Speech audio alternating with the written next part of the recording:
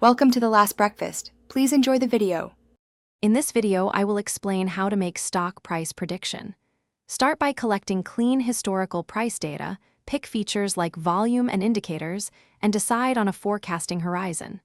Split data into training and testing sets, scale features, and choose baseline models.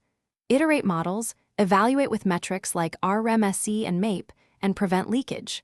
Finally, validate on unseen data and deploy a simple retraining schedule to keep predictions reliable. Start by cleaning missing values, aligning timestamps, and handling outliers in your price series.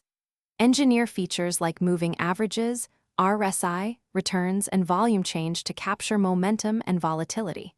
Consider external signals such as economic indicators or sentiment data, but test their impact. Time-aware cross-validation helps avoid leakage. Keep models interpretable early, then add complexity if it improves validation. Monitor feature drift and update features during retraining to maintain performance. Quick recommendation: if you enjoy this guide, please subscribe and like to support the channel. On another note, the Echo Dot smart speaker brings life to your workspace with clear sound and voice control, perfect for following trading alerts hands-free. I find it handy during research sessions. Check the description for the product link and other deals. Thanks for the support, enjoy more. Now let's get back to the video. Compare simple models like ARIMA and linear regression versus tree-based and neural models.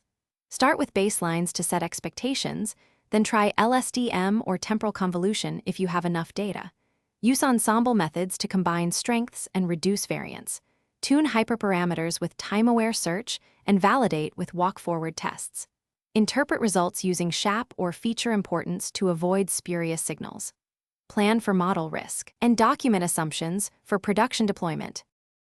Thanks for watching. If this was helpful, leave a like and consider subscribing. See you next time.